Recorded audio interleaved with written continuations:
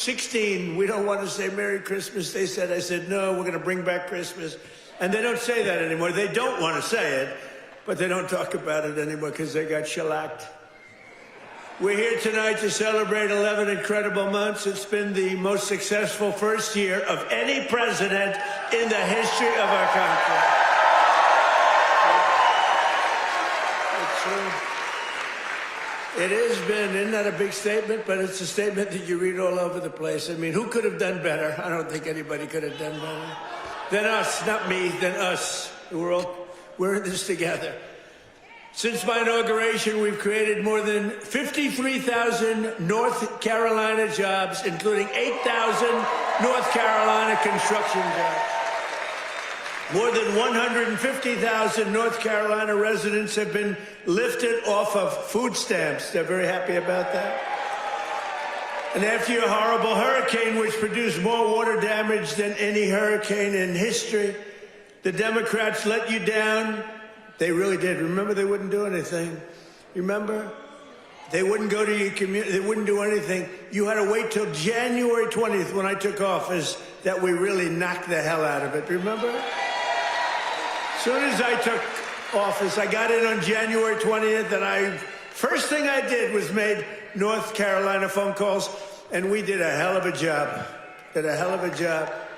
You'd still be sitting in the mud if I didn't get elected. You would be. People were sitting in the mud.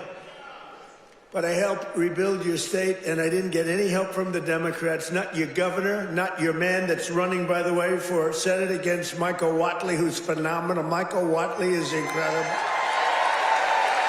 Your previous governor was a disaster. He's also a radical left person, by the way. He's radical left. You don't want him. He doesn't represent you. And look at the crime. Look at what's going on with all the crime here. The slitting throats and stuff. I never saw that with you. Now all of a sudden that's what we see. You got to get Michael Whatley. It's going to be so important. He was so great. Don't forget, I took Michael and I put him as the head of the party because he did so great. We won the state all 3 times, and it was like a rock. He didn't allow cheating in the second time. I watched all these states, boom, boom, we're leading. People went to sleep, it was over. Then they dropped ballots, they cheated like hell. The only good thing is this is a far better term than it would have been had I done it the more traditional way. It really is. It's a more powerful term. It's a more powerful term, and the biggest news of all is yesterday, it was announced that inflation is far lower than anybody expected. I told you. Beating every one of the 61 forecasts from the so-called geniuses, the experts. We're the geniuses, not them. We now have the lowest core inflation since March of 2021, and we're just getting started. It's unbelievable.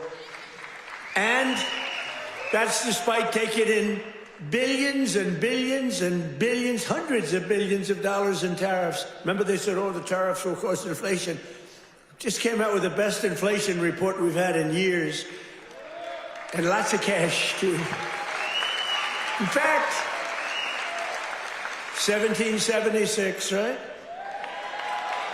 $1,776 goes to our military. You know, it was 1,775. And that was the number, that was just a lump. I said, if we had $1, we got 1776. Somebody said, that's genius. I said, well, I'm smart. I said, for $1, and I'll get these ladies who are loaded with money to pay for it from North Carolina. Their husbands can write a check in 2 seconds, take care of it.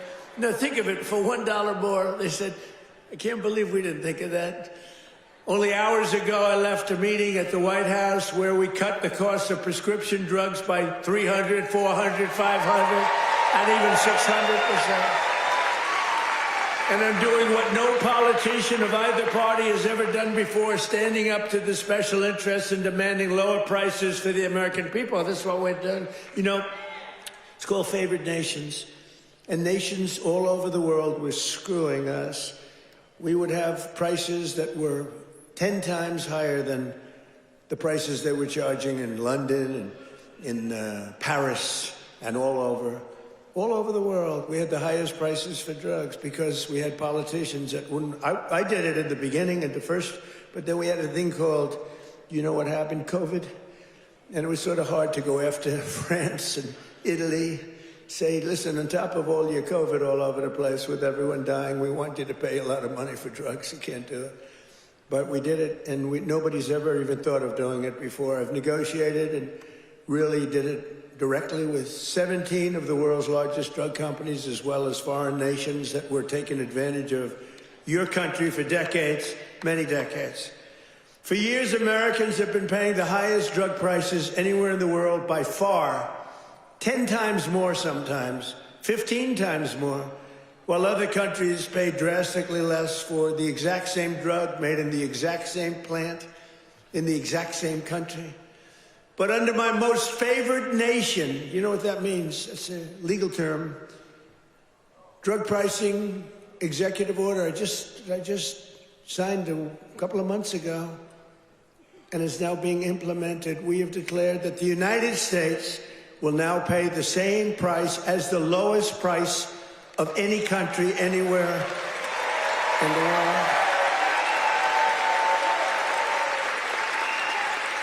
And we should honestly, this is the biggest thing to happen in medicine, I think, since the founding of our country. You know, I don't mind. They actually have a great location. You know, we've had people that look so good behind me that some of them went to Hollywood and actually did very well. You know? See, they may have a better location, but nobody's going to Hollywood. They can only see the back of your head. Look at all the television. Look at all those cameras. It's crazy. But we did something nobody's ever done before. Nobody's tried. Nobody thought they could do it. Don't forget, the drug companies turned out to really do the right thing. They really did. And they were there at the White House today. You saw some of the biggest companies in the world were there. The rest of them are coming next week.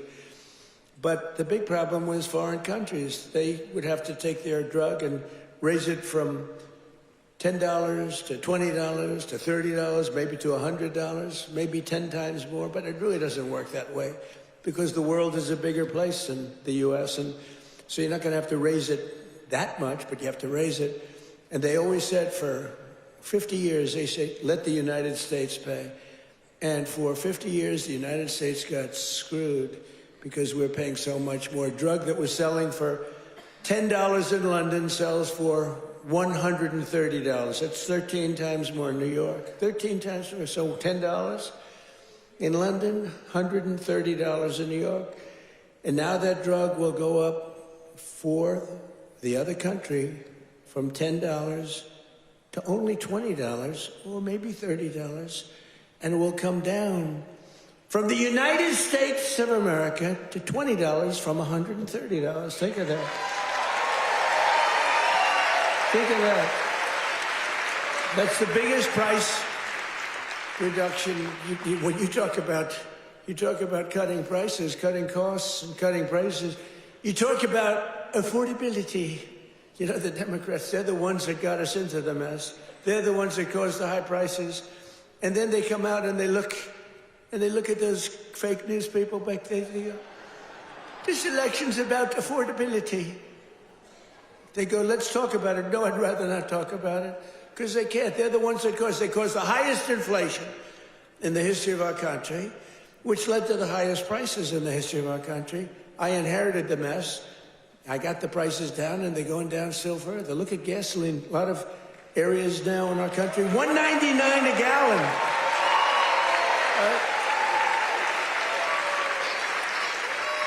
It cost these ladies from these beautiful friends of mine from North Carolina, it cost them like 1/3 to get here than it would have cost under Sleepy Joe Biden. Right? If you drive, this time you can drive. First time you didn't have to take an airplane. But we had 9 blockbuster agreements. We had 9 of them with the big drug companies just today. The rest are coming over the next couple of weeks. But the first dramatic drug discounts will be available to all Americans starting in January at a thing called TrumpRx.gov. TrumpRx.gov. But this is the biggest thing ever to happen on drug prices, pharmaceutical prices. And it will also tremendously it's going to reduce the cost of healthcare, because healthcare is probably 50% about drugs, right? Your drugs are coming down at levels that nobody ever thought was possible. This achievement alone should win us the midterms. You know, if we did nothing else, I said today, you know, you're talking about like this massive reduction in drug prices that affects everybody. Older people, younger people, middle-aged people, sick people, well people. It's not just like patients, it's everybody. It can never happen. Nobody would ever have done this. It was very hard to do. I had countries laughing at me. I said, listen, you're going to have to double and triple your drug prices. They said France, as an example, UK, European Union. They said, you must be kidding. They've had low prices for years. The drug companies would go, could you pay more? No, charge the United. They wanted the drug companies, in all fairness, to charge the United States of America. And they made up all sorts of crap. Well, research and development. I said, well, what about research and development? Why aren't they paying also for research? Well, it just never worked that way. They used to use, remember, research and development, that's why we pay more. I say 12 times more. Why? For research and development? It was all a con job. But I'd say to the head of France, as an example, I'm sorry, but you're going to have to double or triple your prices for drugs. No, we will not do that. Oh, yes, you will. I said, yes, you will. 100%. No. We will not do that. Of course we will not. I can't do that. I said, yes, you will. No, I won't. Yes, you will. And he said, why do you have such certainty? I said, because if you don't do it, I'm going to charge you a 25% tariff on everything you sell into America.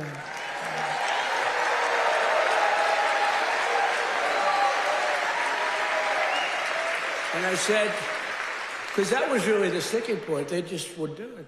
They told the drug companies for years, we're not doing it. We're keeping that pill at $10. We're not going to raise it.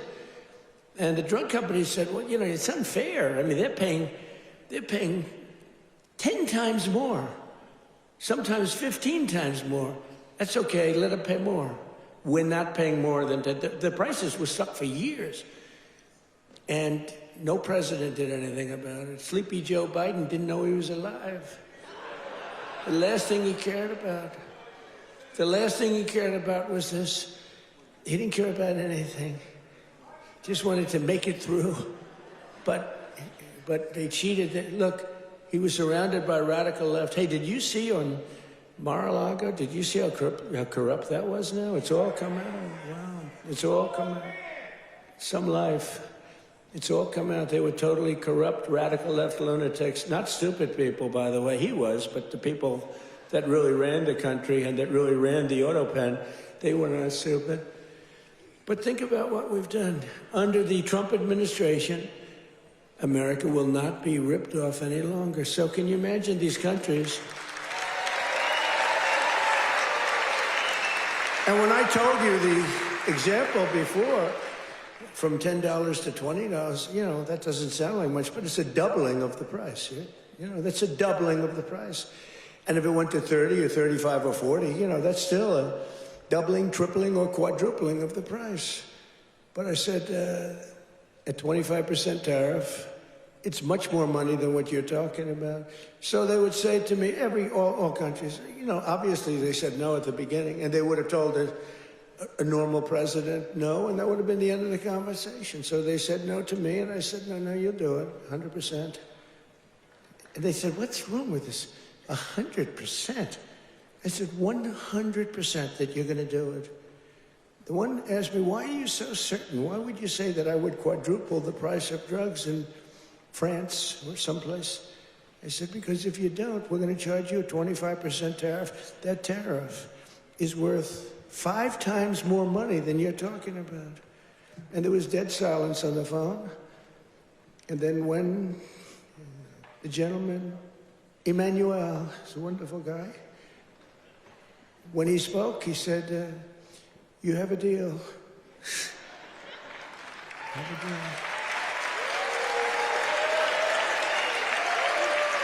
He's a nice guy, too. But you can't blame him, you know. This has been 40, 50 years. You can't blame him. But it was the same conversation with everybody. No, no, no, we can't do that. No, no, I cannot double the price of my drugs. I said, no, no, maybe triple or quadruple. But it's still much lower than we were paying. You know, we were paying a number that was crazy, 13, 14 times more. As president, I'm also taking in the gigantic health insurance companies that have gotten rich on billions of dollars of government subsidies. And I want the money to go directly to the people.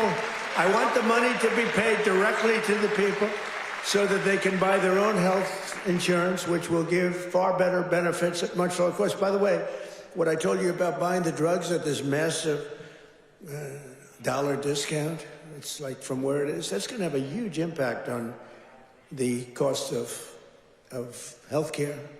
The current Unaffordable Care Act, commonly known as Barack Hussein Obamacare, was created to make insurance companies rich. It was bad health care at much too high a cost, and you see now that the steep increase in premiums that's being demanded by the Democrats, it was never any good, Obamacare. It was done for the benefit of insurance companies, which totally control the Democrats. That's why you could have a strike on January 30th. You could have another shutdown because the Democrats are totally in the hands of, they're totally controlled by the insurance companies, big wealthy companies. Again, I want the money to go directly to the people so you could buy your own health care, and you'll get much better health care at a much lower price.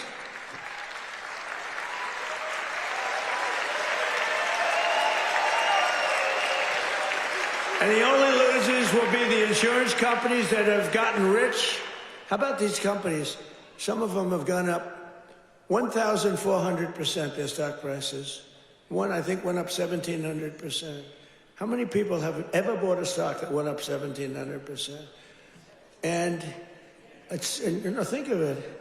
They've taken in billions and billions of dollars, and the Democrat Party is also just, you know, it's, look, I don't know what they're going to do, because I don't know how anybody beats us when we say that we want the money to go to the people so you can buy your own health care. How can it ever be better than that? I wanted to do that at the beginning in 2016, but the politicians told me, sir, I was a little bit inexperienced. I've never done this before. Now I'm quite experienced. I've seen things that nobody would have thought possible. But I said, why do we have this crazy Obamacare, or as we call it, the unaffordable, isn't that a great name, the Affordable Care Act? I call it the Unaffordable Care Act. I should get credit. That's a good one. What's better, that or fake news? That or Pocahontas? That? I can't use the names that I used of the Republicans to gain access to the election, but we had some good names, didn't we? But I think the Unaffordable Care Act is pretty good. The UCA, right? You know, they keep talking about the ACA. Think of that. Instead of the ACA, we call it the UCA. The UCA, they say, what is that? The Unaffordable Care Act? It is unaffordable. But it was always no good. But now it's really gone. And with time, it gets worse. Now it's going to be hit big. Remember, I didn't do this. This is Obamacare. This is Obamacare. This isn't Trump. But you don't need it, because let the money not go to the insurance companies. The problem is the Democrats will shut down the government because they are totally beholden. I don't love that word, but they're beholden. They're beholden to the insurance companies. So I don't know what they can do about it, but you know, they'll probably close down the government. It's so simple. The money should go to the people. The people should then take all of this money and buy the best health care there is. And there'll be a lot of money left over. Right?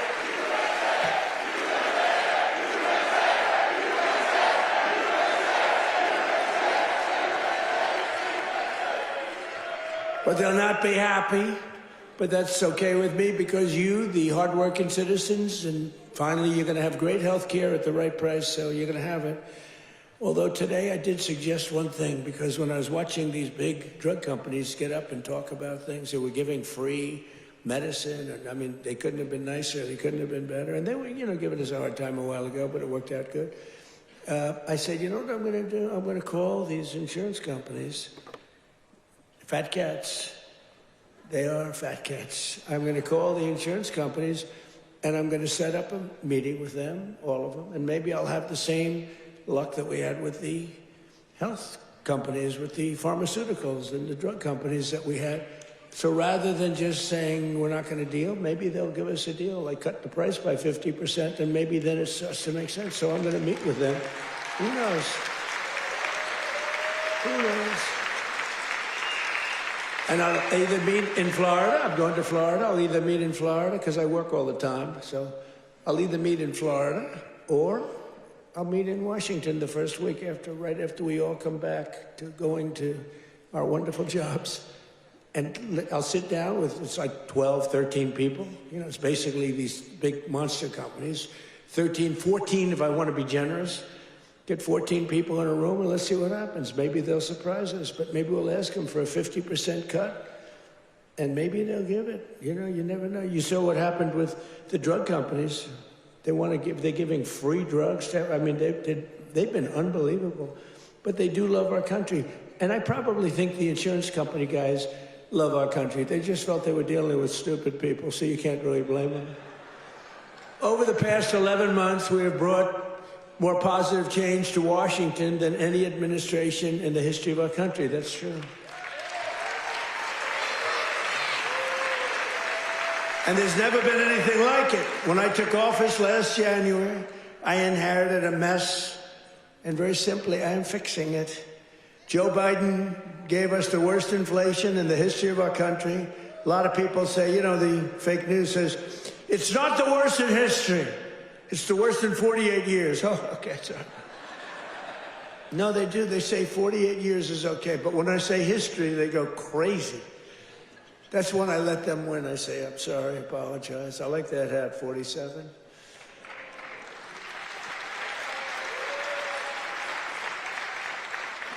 It's nice, actually. Beautiful, nice thread, gold thread. I watched that myself. I want gold thread, not mustard colored, No, they give you, a lot of times they sell you mustard colored. It costs them a lot less. We don't accept those hats. When you have a mustard colored thread, don't accept it. But it caused the prices to be higher than ever before, making it really life unaffordable for millions and millions of Americans. Our border was open, and our country was being invaded by an army of 25 million people. Many came from prisons and jails, mental institutions, and insane asylums. You know the difference between a prison and a jail? A prison's more severe, right? You know the difference between a mental institution and an insane asylum? An insane asylum is more severe. They came from both. They were drug dealers, gang members, and over 13,000 murderers, more than 50% of whom killed more than one person. Think of that. They killed more than one. A lot of them said, oh, I didn't mean, but, when you kill more than one, get them the hell out of our country. How about that incident with that horrible monster that killed the young, beautiful girl from Ukraine, an animal?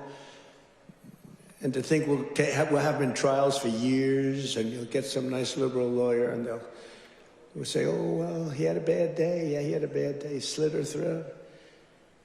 We had men playing in women's sports, transgender for everybody, crime at record levels, the worst trade deals ever made. And our country was laughed at from all over the world, but they're not laughing anymore. 1 year ago, our country was dead. Now we are the hottest country anywhere in the world because we finally have a president who puts America first.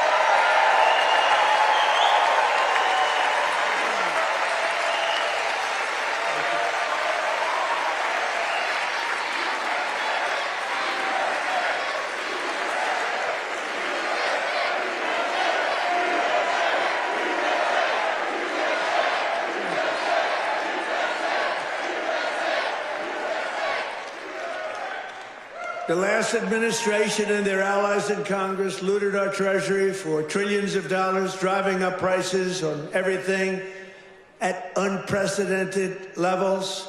How about the new thing in Minnesota with the Somalians? They stole, now it came out, the great U.S. attorney up there, they came out, think of this, $9 billion, and they think that's just the beginning. They stole, think of it, in their country, they live on nothing, they have nothing. They come here and they steal $9 billion. Are we stupid? I mean, how do we allow that to happen? Ilhan Omar should be sent out of our country. She should not be allowed to be a congresswoman. She married her brother either to stay or to get him into the country. And yesterday she, I guess, made up a story. She said the police attacked her son. They stopped the car and the police said, we never attacked him, we never stopped him. It was a made-up story. She's a con person, she's full of con. She says, zero. She said, you ought to get her the hell out of our country. That's what you ought to do. She made up a story that the police stopped her son's car and they harassed the hell out of him. It turned out to be a fake story. There was no stoppage of his car, and there was no harassment.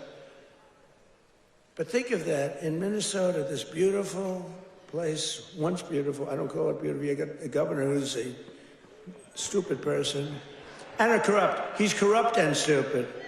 But he allowed this to go on. He allowed this to go on. Everybody knew what was going on. But what nobody knew is over $9 billion.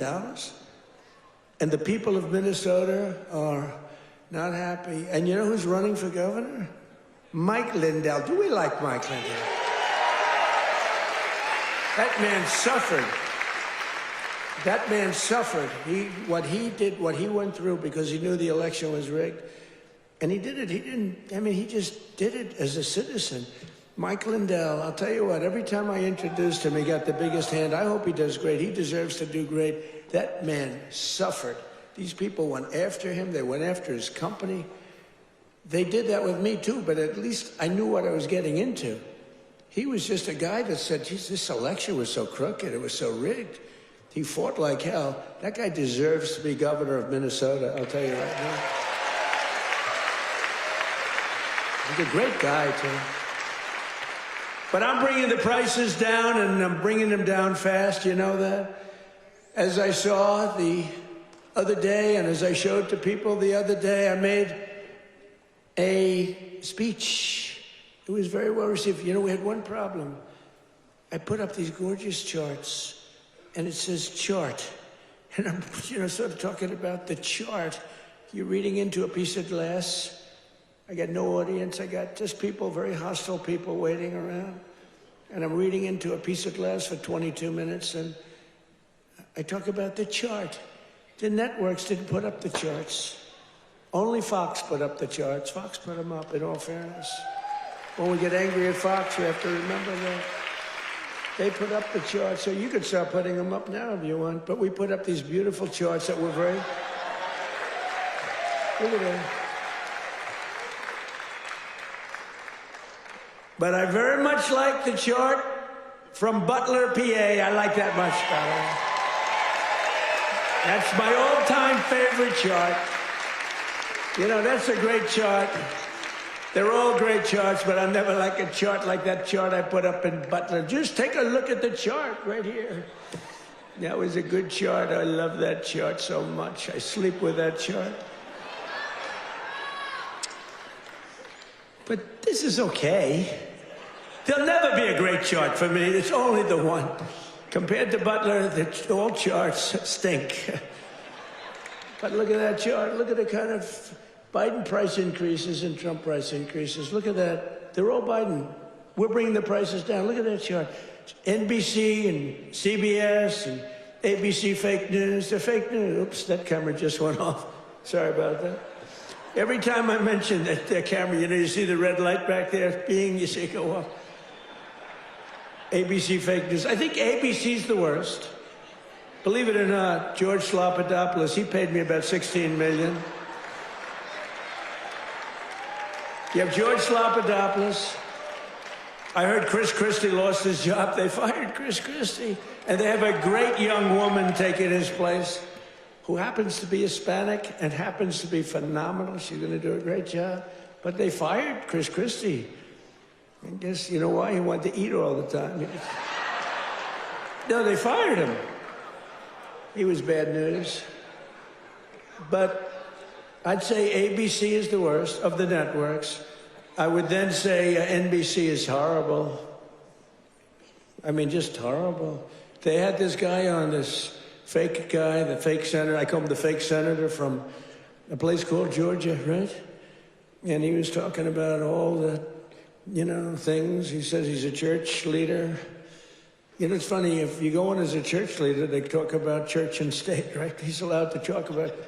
He said, I'm going back to my church and I'm going to pray this morning. I'm going to talk about all these issues. If a Republican said that, they start screaming church and state. They don't scream. But NBC's really bad. And CBS, I mean, I love the new owners of CBS. Something happens to them, though. 60 Minutes has treated me worse under the new ownership than... They just keep treating me. They just keep hitting me. It's crazy.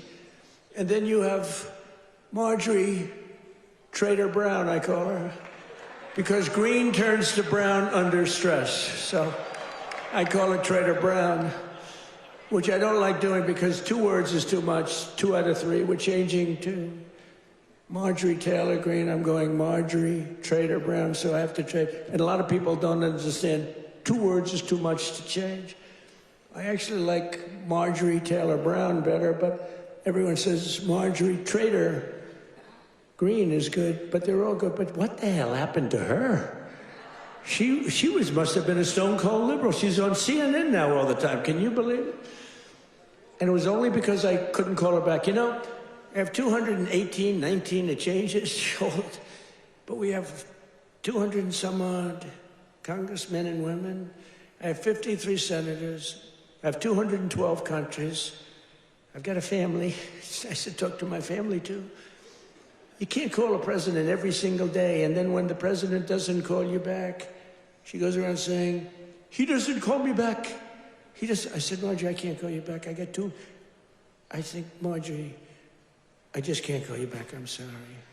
And I wouldn't call her back. And she goes onto a rant. He won't call me back anymore. Sorry about that. You know, you can only go so far. Yeah, once a month, once every week or 2 weeks, but you can't, you know, highly neurotic.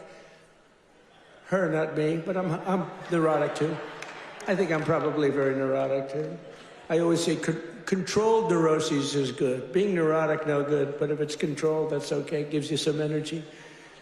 But what the hell happened to Marjorie Trader Greene? It's unbelievable, but she dropped out because I wasn't going to endorse her, and the person I would have endorsed was going to kill her in the polls. So she dropped out. And then they talk about how brave she is. No, brave would be to stay.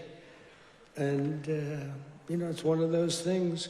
But she dropped out. I can't believe it that people can change so much. But you can't go from being a strong conservative to a stone-cold liberal unless you were lying. You know, you can't do that. I mean, you can stop liking somebody, or you can say, I don't know, she's fake. Look, front row Joe. What are you doing in the second row? What happened? Well, you're in the front row. That's good. It's front row Joe. I don't know who's been there, the front row Joes or you? It's pretty close. Very different. Hey, very different types. Would you stand up, please, in the front row? Just stand up. Look at these women. Look. How incredible they are. Right? Even front row Joes will admit they're very great, right? Look how beautiful they are. People like you built our country. You built our country.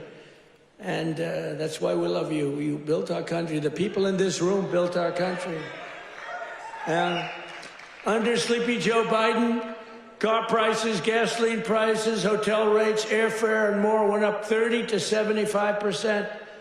Now they're all coming down. We're all coming down. Take a look at that. Isn't that beautiful to look?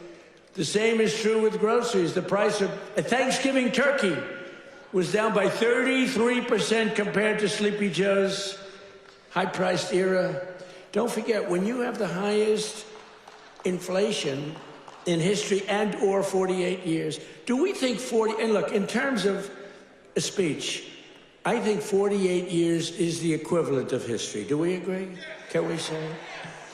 Because they had a piece on me today in one of these fake newspapers, which are all dying, they're all going bankrupt, thank God, but they're the worst, that I misrepresented by saying history.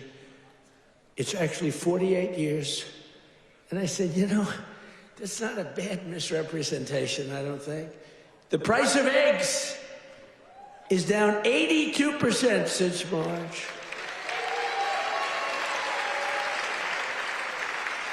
Do you remember? There the people are. Do you remember? Fake news. Do you remember when I just got elected? It was a big thing. We won every swing state. We won the popular vote.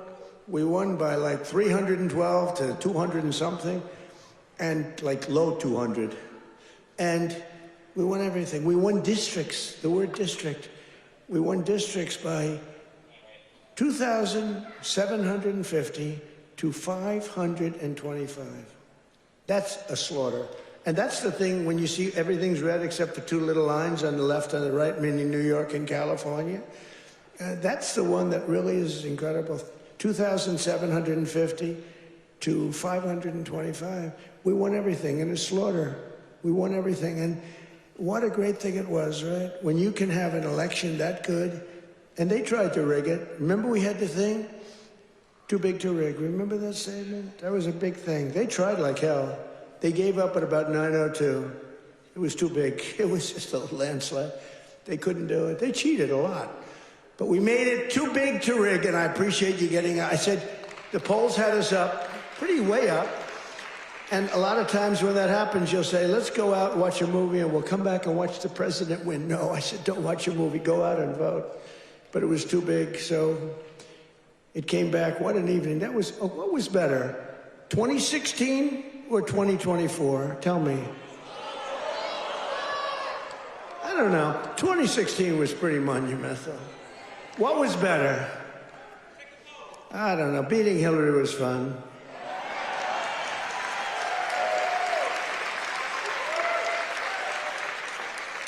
Well, Hillary has a much higher IQ than Kamala.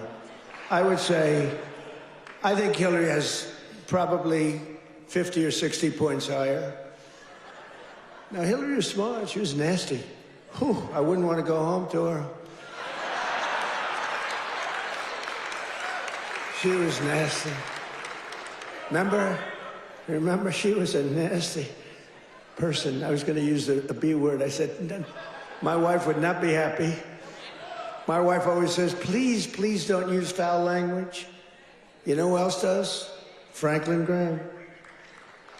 He says, President, he says, I love your speaking ability, President. You're a great speaker, although nobody says it. You know, I get these big crowds, but did you ever see the press do a story that I'm a great speaker?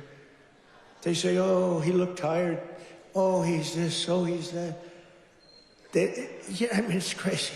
I get crowds, the biggest crowds in history of anything, not only of anything. They never say, he gave a great speech tonight in front of 45,000 people. Look at the crowds that we get are the biggest crowds ever. Before the election, we're getting 80. We had 117,000 people show up in New Jersey. It was a great speech. You know what they said? He looked tired. You can't be tired in front of 117,000 people. It's not possible. You got a lot of adrenaline. The adrenaline is pumping, right? But that's why they're fake news. That's why nobody listens to them anymore. But remember that we slashed the yearly cost of new mortgages by $3,000. Look at the mortgage chart. We slashed them. Look at that. Look at that. Oh, boy.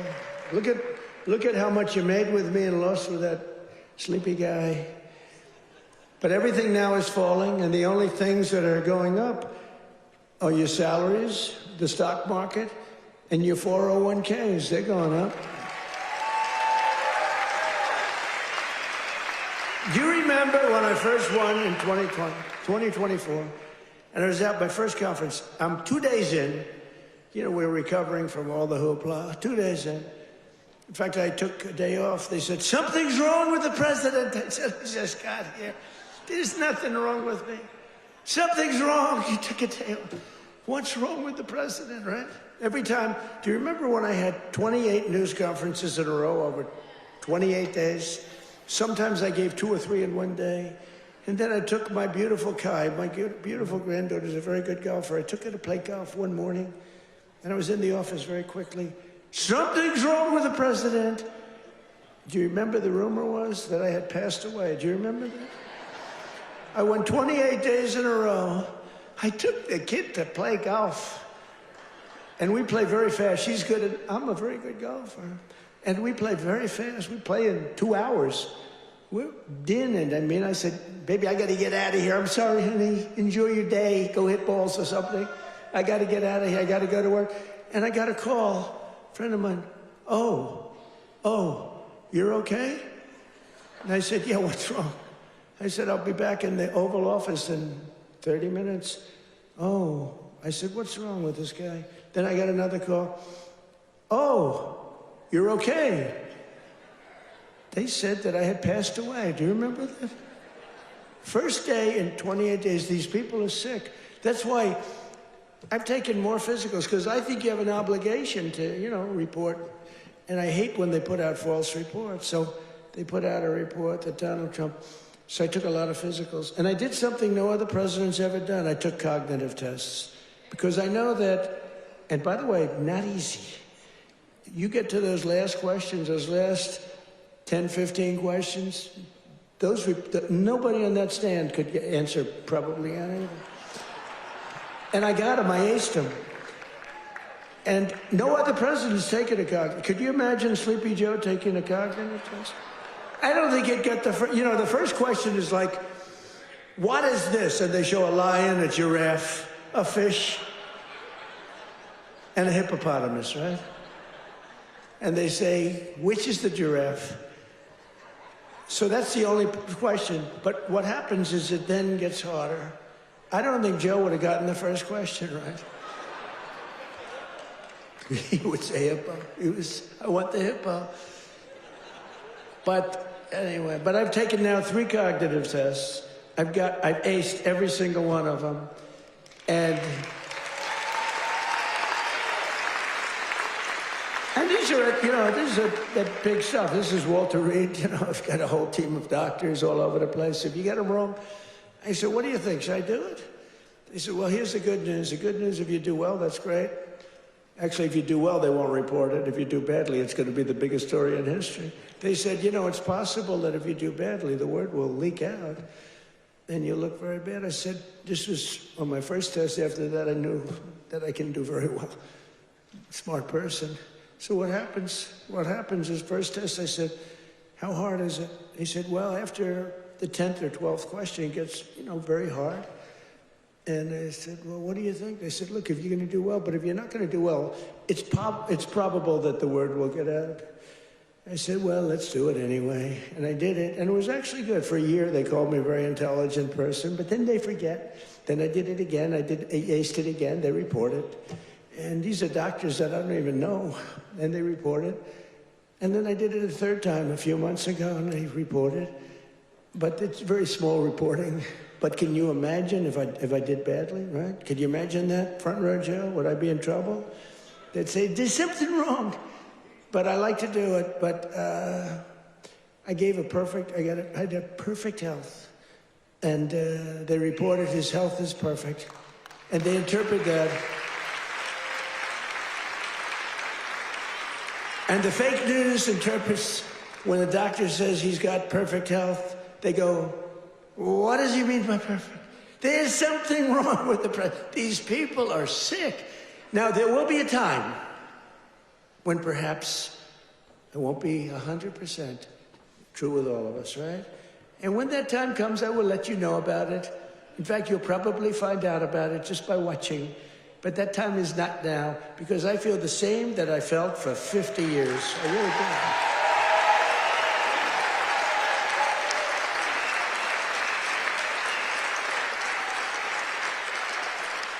But we have I think we have an obligation to, at least report your health. But I will tell you, to me, because of what happened for 4 years. I really think having a cognitive test for presidents to take, a cognitive test, is very important. I think it's very important. I'm hearing that they say it's, not with Biden. They said it was not constitutional. That was the least of his problems. But I think it's very important that a president or people running for president and vice president take a cognitive test. I mean, I think it's a very important thing. I don't know. They say you shouldn't do that, it's unjust, it's not constitutional. They say all these things, but I really believe that. Under Trump, wages are rising much faster than inflation for the first time in many years. Think of that. Wages are rising faster than inflation.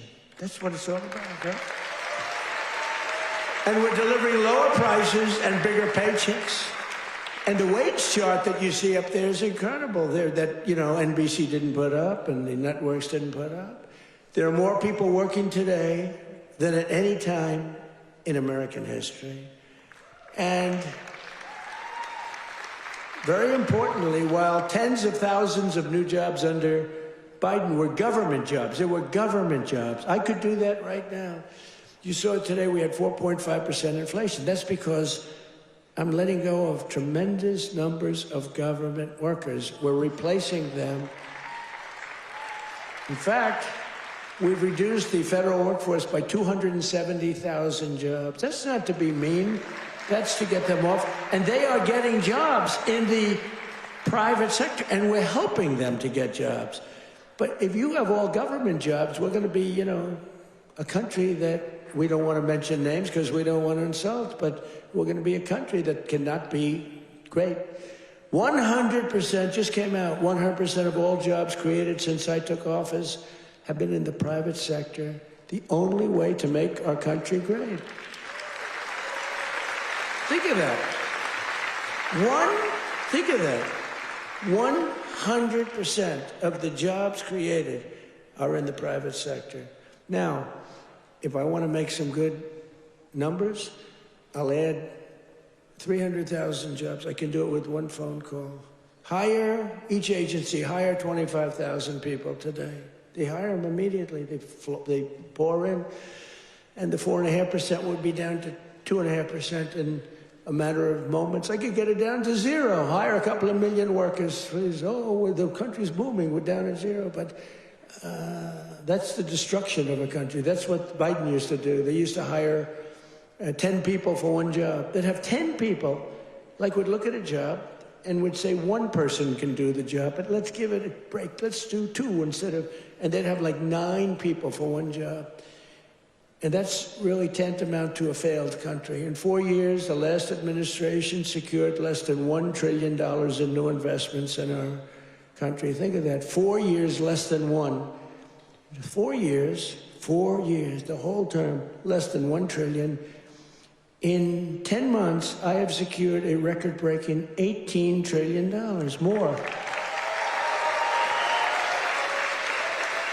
They gave us doom and gloom, and I'm building the Trump economic boom. It's a boom. It's a boom. These factories, auto plants, AI plants, we've never had anything like it. I ended the radical left's war on American energy, terminated the Green New Scam, and signed an order to drill, baby, drill. We're drilling. You see where gasoline's coming from? Gasoline is now substantially lower than $2.50 a gallon, and many, many places now are under $2 a gallon for gasoline. And within the next 12 months, we will have opened 1,600 new electrical generating plants. That's a record all time.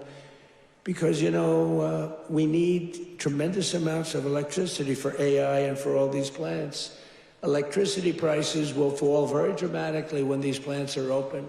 To protect North Carolina workers, we imposed 25% tariffs on foreign automobiles, 50% tariffs on foreign steel, and I approved 25%, 30%, and 50% tariffs to save North Carolina's cherished furniture industry, which has been decimated by China.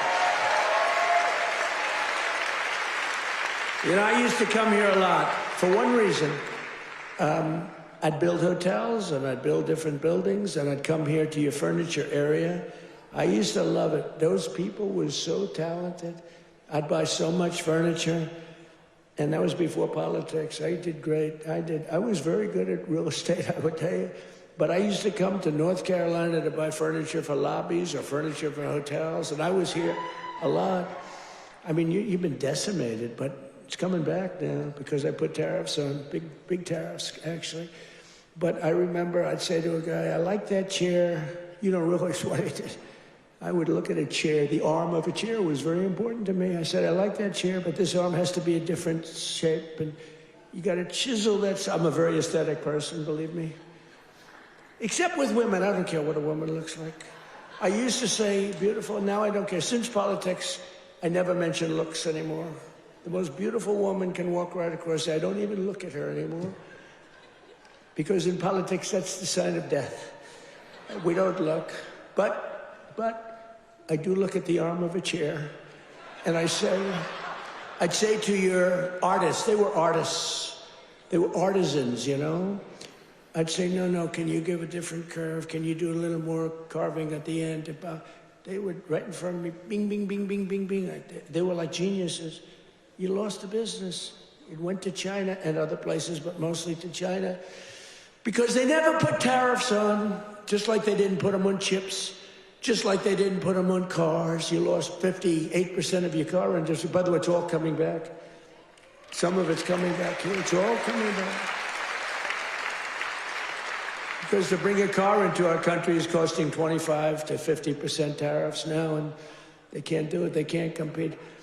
Tariff is, and I won't say it because it gets me in trouble, my favorite word. I know I want my fifth favorite word. Do you remember when I said the word tariff is my favorite word in the dictionary? Remember that? And then the fake news got me. What about religion? What about God? What about your family? What about your wife? What about your children? I said, oh, they got me in this one. So now tariff is my fifth favorite word. And now I'm okay. It's my fifth, 5. Now I'm okay. But starting in the new year, the people of North Carolina will also see the dramatic results of the largest tax cuts in American history, including no tax on tips, no tax on overtime, and no tax on Social Security for our great seniors. No tax for our seniors. Tell me what? Let's do a poll. Because, you know, these pollsters charge you $1 million to ask a question, then they just write down an answer. They don't do polls. It's a total con job, some of these polls. One thing I don't like about Fox is their pollster. Total fake. Their pollster's the worst. They've been saying they're going to get rid of them for 10 years. A fake pollster, then you have the election, you win by numbers that are like through the roof. But Fox has been treating me good. They have great people there. Sean Hannity is great. Jesse is great. Laura is great. Greg is great. They're all great. We have great people. The morning is excellent. Who? What? Which corruption? Where? Oh yeah. Well, we have to do that. We're going to take care of that. We're going to take care of corruption in our country. I mean, I was talking about Fox. I don't know. He's talking about corruption. No, it's okay because he's on our side, but he's just a little ahead of me. He's talking about corruption. I'm talking about Fox, how good the anchors are, right? But they are really great. They are very good. But the pollster's no good, you know? He's no good. The pollster's terrible. But we still get good numbers. But the numbers are actually much better than that. But we're joined tonight by Heather Whitley, a bartender and server in Nashville, North Carolina, who will save over $5,000 from no tips. Think of that. From no tax on tips. Heather, where are you, Heather? Are you here, Heather? Where are you? Where are you? You want to come up? You want to come up? Come on up. She's going to save over $5,000, no tax on tips, toward a down payment on her first home. So, Heather, congratulations. Look how amazing she is, right? Come on up. I don't know how you're going to get up that stair. Are you okay? Look at her. She has no problem. Somebody else would not be able to make it. Thank you, Barry. Want to say something? Go ahead. Well, it's been a tremendous help. It's now allowed me to invest in my first home, and that is the American dream for all of us. I don't have much to say, sir. Good. Thank you so much. You said it perfectly. Thank you, Barry. Thank you.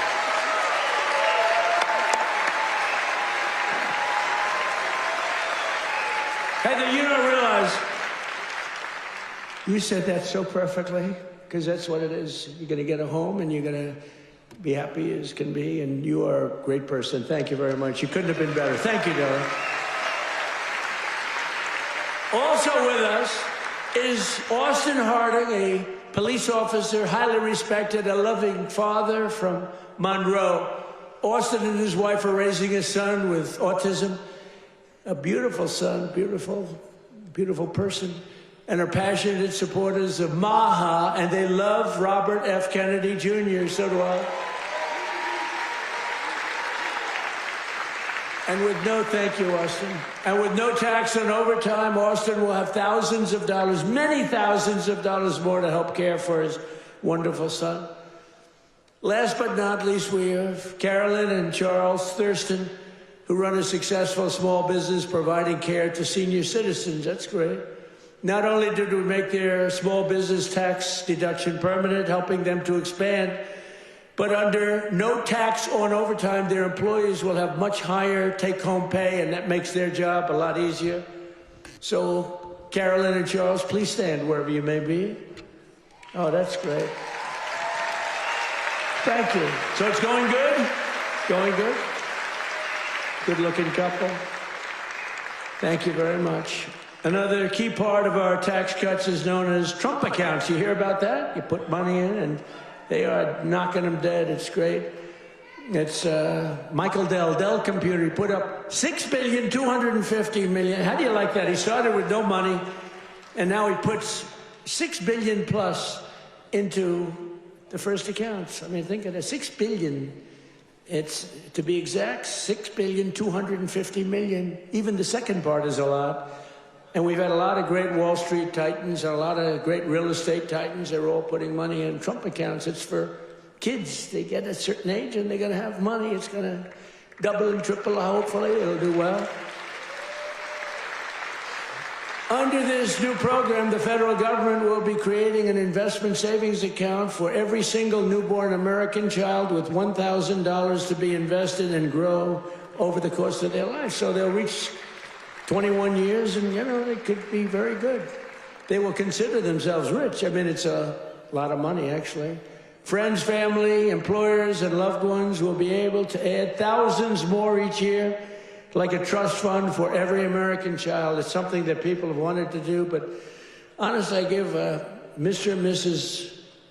Michael Dell can go out and buy a computer from Dell, because I'll tell you what, they love the country. Great people. Every single Democrat in Congress voted against these incredible benefits. Every single Democrat said no, including a guy named Don Davis right here from this district. He voted against it. That's why you got to vote against him. Don Davis voted against no tax on overtime. He voted against no tax on tips. And he voted for the largest tax increase in American history. He wanted the largest tax, and he's your congressman. So I don't know if you know him. And honestly, I'm good at politics. I never even heard of this guy, so he hasn't made a big impact. But he voted yes on every single Biden disaster, including massive inflation, open borders, sanctuary cities, and the Green New Scam. Don Davis betrayed North Carolina. Don Davis did nothing about the flood.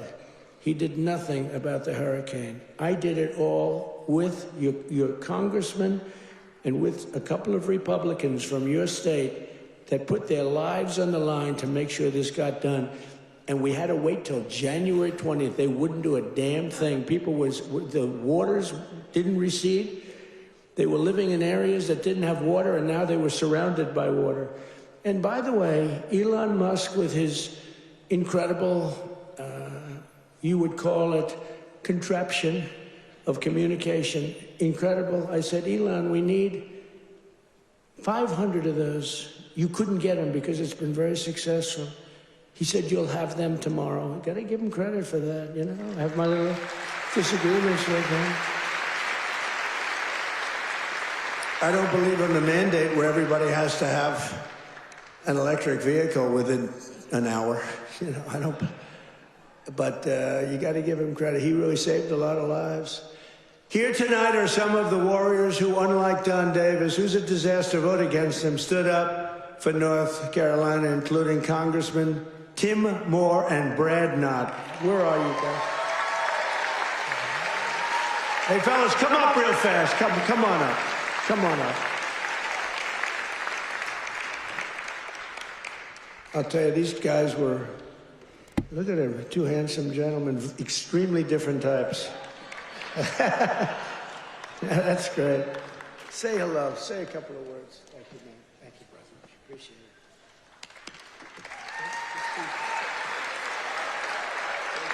Well, everybody, I was with the president when he had his first trip once he took the oath. And where did he come? North Carolina. As we gear up for the midterm cycle, where's the first state that President Trump has come? North Carolina. He knows what you know. It's the people that make this country great. It's not the government. It's not regulations. It's people just like you. And let me just tell you this. The fight is long. It's hard. I'm new to this, and I have been amazed at how hard the president is fighting for you. So let me say this simply and with my whole heart. Stay with us. We hear you, and we're going to keep fighting for you. Thank you so much. I guess I'll have to lower the mic, Mr. President. Let me just say, echo what Brad said. I cannot think of a better president in the history of the United States. Someone who loves this country, who does so much. Mr. President, I don't know how you do it all. You make the Energizer Bunny look slow. It's absolutely incredible. The leadership that this man shows, not only in our country, but on the world stage. We are finally respected around the world again, and that is not an accident. Mr. President, North Carolina loves you. The United States loves you. Thank you for what you're doing.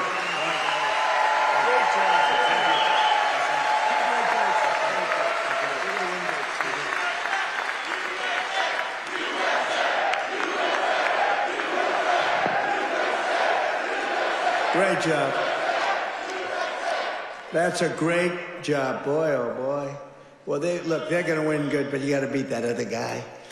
Thanks also, I want to thank somebody very special. He's the Secretary of Labor, Lori Chavez DeRemer. Where's Lori? Lori, thank you. What a job. What a job you've done. Our friend did me a big favor when he recommended you. I was recommended by a great guy, a great friend of mine, and a big fan of Lori, and he said, I have somebody that would be great, and that was an understatement. You've been unbelievable. Thank you very much, Lori. Appreciate it. And another one who's been incredible, got a lot of energy. Director of Federal Housing Finance Agency. He's done a phenomenal job. Mr. Bill Pulte. Bill, thank you very much. Thank you, Bill. Also, State Senator Phil Berger. Phil, thank you. Great. And we have a lot of political people here. I would like to introduce them all. Will be here, but one we have to introduce, fellas, is Michael Whatley, and he was the head of the Republican Party. Before that, he was the head of your party right here, the Republican Party, and we won. We won 6 in a row, 3 primaries and landslides, and then we went on to win the election all 3 times. So we won 6 in a row. I've never had a loss with him. And when I won look, we did phenomenal. It turned out, we won 3 times in a row, just so you understand. I don't mean here, I mean all over. We won 3 in a row. They might have done us a favor, but we won 3 in a row. But when we got screwed in the second election, it didn't happen over here. He had 601 lawyers he hired. They had lawyers at every single ballot box. And other people were cheating in other states that we won by a lot, and they were cheating. You could see it go, here we are, wah, wah. And you remember they have ballots all of a sudden. We just found 75,000 ballots, a total rigged deal. And by the way, you have not heard the last of that, I can tell you. But in this state, that didn't happen because you had a guy named Michael Whatley, and he had every box secured. He had, I think, 2 or 3 lawyers at every station, but he had over 600 lawyers, I think 600. And I said, how many lawyers did you have? 601. I said, that's like genius. He was ahead of it. And you'd watch, people went to bed that night. Everyone said the election's over, Trump won. And then all of a sudden they woke up in the morning, and 3 o'clock in the morning, they found hundreds of thousands of votes in some of these states. It was a rigged election. But not here because of him. And I said, I don't know if I'm doing this again, but if I'm doing this again, I want Michael Whatley. I said, the guy from North Carolina, I want him to head the Republican National Committee, the RNC. And he did it beautifully. Come on up, Michael, come up.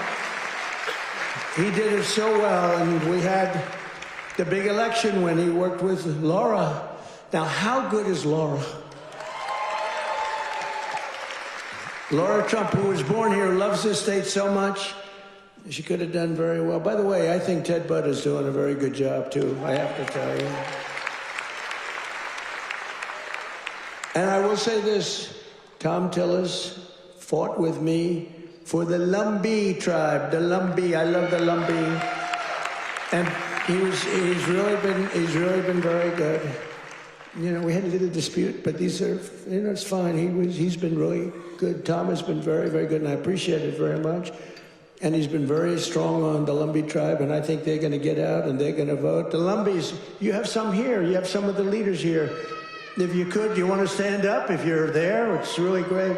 Thank you very much. We appreciate it. Let them know we appreciate it. We got to get every one of those 60,000 votes or whatever we got to get them for this guy. But the Lumbees have been great. I've been with them from the beginning. We got them across the finish line. But I want to ask Michael to say a few words. He's just been an unbelievable warrior. And I said, if I do this again, I'm going to get that guy in North Carolina who wouldn't let that phony, they tried here too. They couldn't get away with it. They tried. He stopped it. He's a tough, strong guy. He's also a wonderful human being, he's just a great person.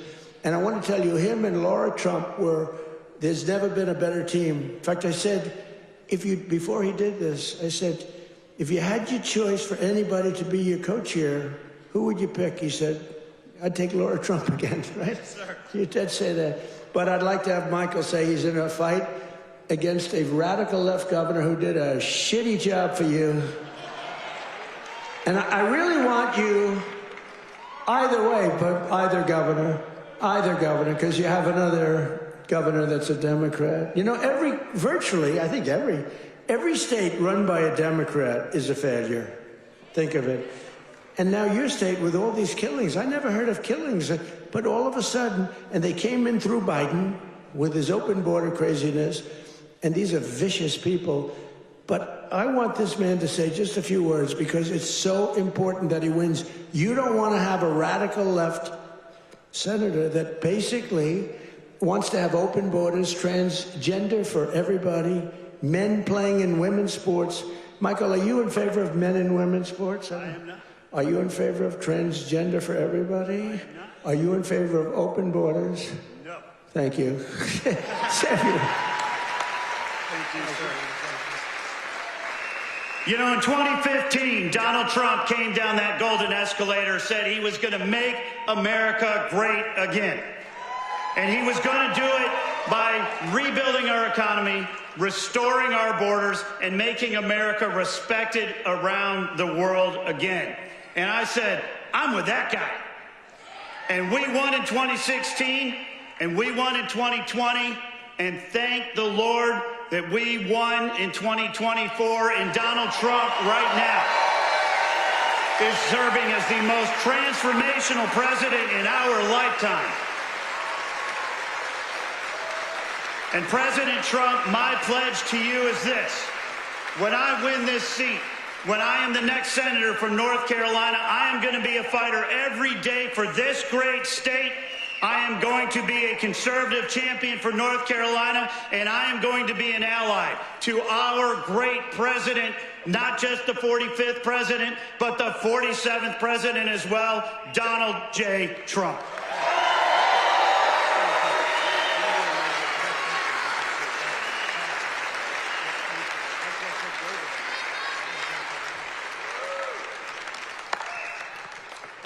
What a great guy he is. So get out and work for him. I hope you can get your group of about 70 women to go out and do it. We can get all the front rows, and we got to win.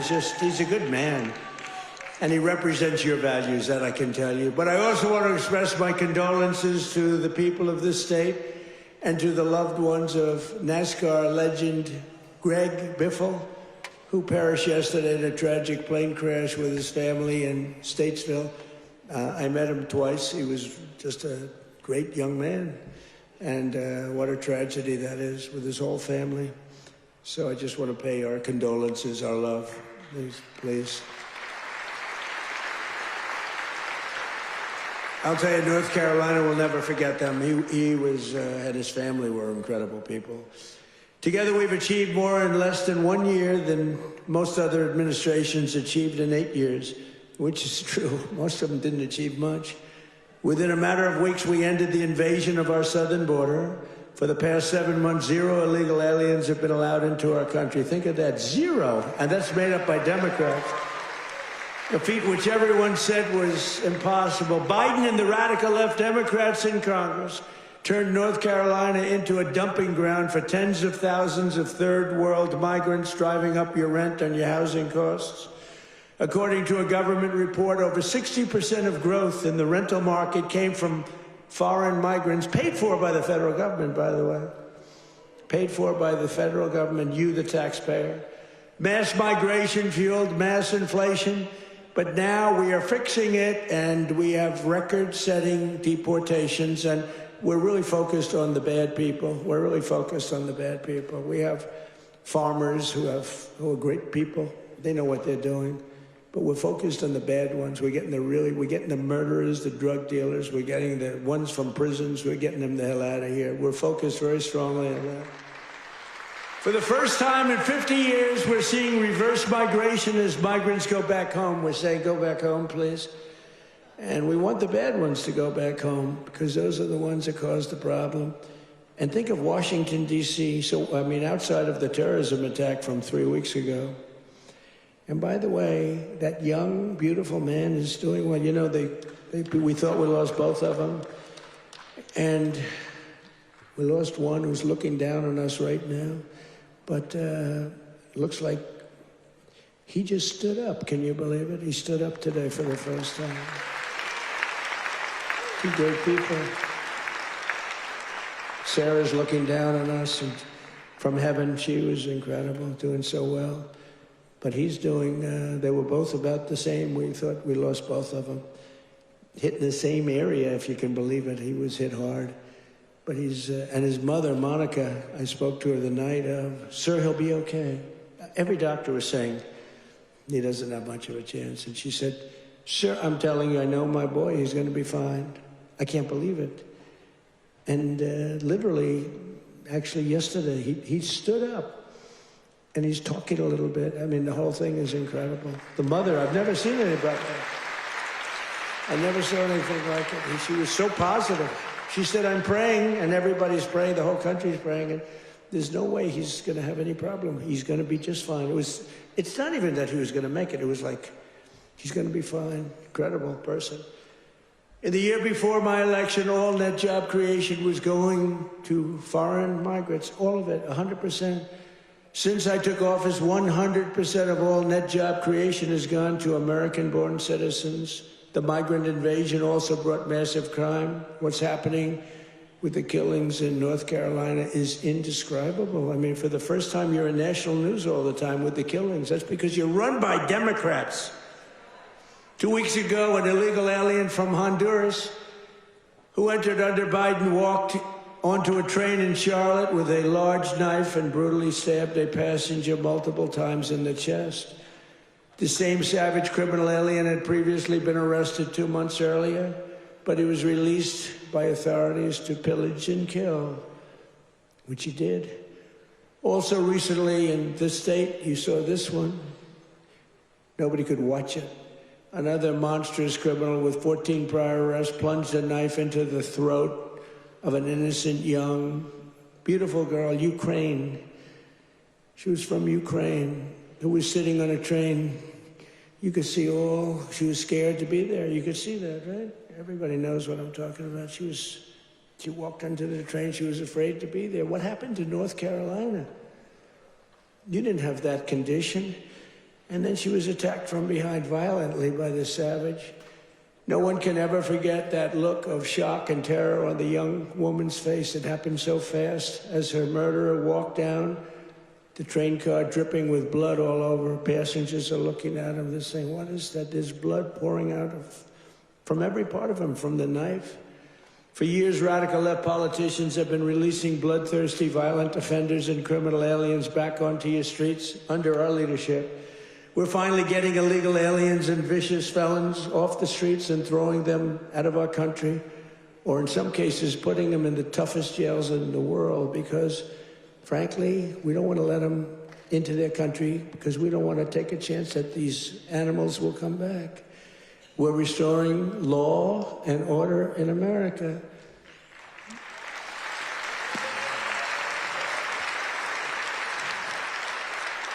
We just made a record investment in our military and gave every service member a warrior dividend of $1,776.1776. And I'm also pleased to announce that just 2 hours ago, we hit the ISIS thugs in Syria who were trying to regroup after their decimation by the Trump administration 5 years ago. We hit them all. I ordered a massive strike on the terrorists that killed our 3 great patriots last week.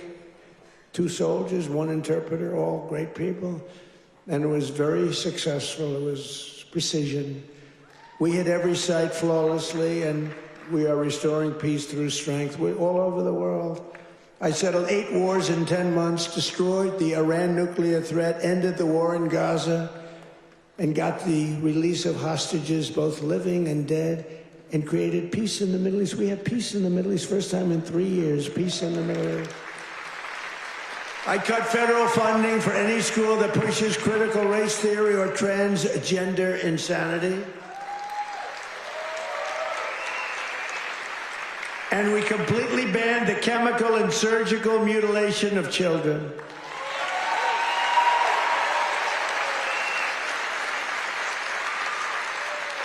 Can you believe I'm standing here, 2025, talking about I banned the surgical mutilation of children? Could you imagine 15 years ago saying that? People would say, this guy's crazy. What the hell is he talking about? The surgical mutilation of children. I banned it. And it's a wonderful thing I did. But can you imagine having to even say it? Or can you imagine having to say that we are keeping men out of women's sports? Frankly, that's less important if you want to know the truth, but it's very important. The surgical mutilation I had to ban, and I did, I banned it. But we're also keeping men out of women's sports. Have you seen some of these records? Have you seen the long-distance race? One of these races go all day. They had champion women. They had some very good men, but not the champions. And one man won the race by 5 hours and 14 minutes and 12 seconds. 5 hours, 14 minutes. Think of that. Won the race by 5 hours. What do? Your parents go back home, go to sleep for a few hours, and come back and meet your daughter, and she's supposed to be thrilled? What kind of crap is that? Or the weightlifting records, where people that never lifted a weight before are going into the women who are fighting national championships, almost Olympic championships, and they're lifting 112 pounds more, and they've never done it before? Or the boxers that are getting decimated? You saw the Olympics where they had two people that they converted from men to women. They did a conversion. And the one young woman from Italy, a championship boxer, she got hit by a left jab. A left jab, for those that don't do it's just like a defensive punch. She got hit. She walked to her corner. She said, "I've never been hit like that. I quit." Then they said, "No, go out. You can do it." And then he gave her another left jab. That was it. She said, "Nope, I can't do it." It's so demeaning to women. And they don't stop. I saw the other day on one of the shows, I think Meet the Fake Press. I'm pretty sure it was that stupid show. And they had a congressman that you all know, a Democrat, saying, no, we have to allow men to play in women's sports. Where do these people come from? Or how about open borders? They're fighting for open borders. If I didn't get elected, our country would be ruined. We would have not had a country. I'm telling you, I'm not bragging about myself. I'm saying we would not have had a country. And now we have the greatest country in the world. I'm telling you, hottest. We're the hottest. We're restoring the name of a great president, William McKinley, to Mount McKinley in beautiful Alaska. That they took the name off and they named it something else. And I renamed the Gulf of Mexico to the Gulf of America. Right? That was a good one. Well, you know, I checked for my whole life. I don't know. I guess I didn't do it on my first term because I was the hunted. I had bigger problems. I had these animals trying to attack me at Mar-a-Lago. They went into my wife's closet. And I'll say this. Number one, it's very bad, but it sounds a little strange. They looked at her drawers. You have drawer, and then you have drawer. They looked at both. And she's a very meticulous person, you know, like these people. It's just like she'd fit into your group very well. She'd be very happy with her. But everything is perfect. Her undergarments, sometimes referred to as panties, are folded, perfect, wrapped. They're like so perfect. I said, "That's beautiful. You know, it's the part of the world she came from. Everything was perfect, no problem. Fold, fold, fold." I think that she steams them, make sure. Just that we came home. I wasn't there when the raid took place. A raid of a popular president, a former president. She opened the drawers and it was not that way. They were a mess. It was all over the place.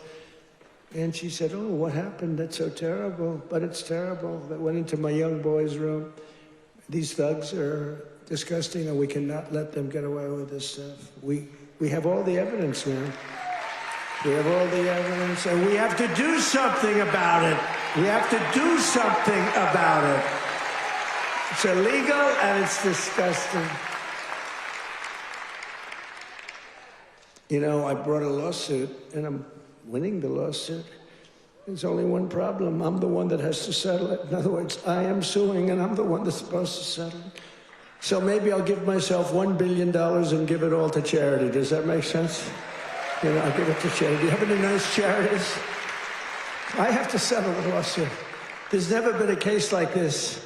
Trump sued. I sued a long time ago, and it's doing fine. It's a suit. And now, you know, we found all this stuff. Did you see where the FBI didn't want to do it, but the Justice Department forced them to do it? The FBI guys didn't want to do it. But the thugs and the DOJ wanted to do it. So I sued them, and and they do say that, you know, it's never been a case like this. Donald Trump sues the United States of America. Donald Trump becomes president, and now Donald Trump has to settle the suit. I hereby give myself $1 billion. Actually, maybe I shouldn't give it to charity. Maybe I should keep the money. No, a lot of people say do it. No, I don't want to do it. But whatever happens, it's all going to good charities. Is that okay? It's all going to good charities. But isn't that a strange position to be in? I've got to make a deal. I negotiate with myself.